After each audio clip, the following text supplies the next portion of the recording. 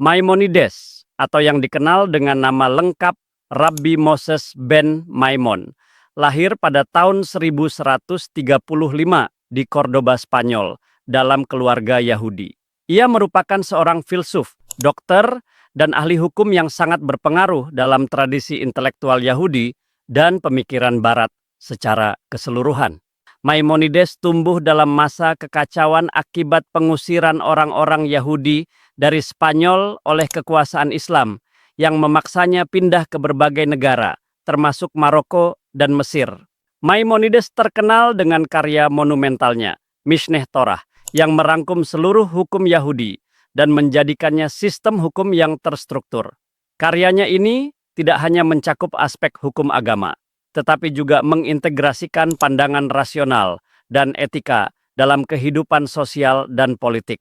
Maimonides berpendapat bahwa hukum haruslah rasional dan dapat dipahami oleh akal sehat. Ia percaya bahwa Tuhan memberikan hukum kepada umat manusia tidak hanya untuk mengatur ibadah, tetapi juga untuk menciptakan tatanan sosial yang adil dan sejahtera.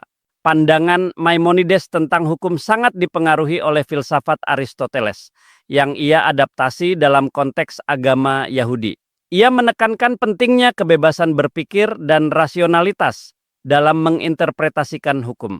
Maimonides juga berargumen bahwa hukum harus diterapkan secara objektif, tanpa bias, dan harus selalu berusaha untuk mencapai kebaikan bersama. Pengaruh Maimonides dalam hukum modern terlihat pada pemikirannya tentang sistem hukum yang rasional dan berbasis pada prinsip-prinsip etika universal. Konsepnya tentang keadilan, hak individu, dan hubungan antara hukum dan moralitas turut memengaruhi perkembangan teori hukum di Barat, termasuk dalam konteks hukum internasional dan hak asasi manusia. Pemikirannya yang menggabungkan hukum dengan etika dan logika terus relevan dalam diskursus hukum hingga saat ini, terutama dalam upaya menciptakan sistem hukum yang lebih manusiawi dan berkeadilan.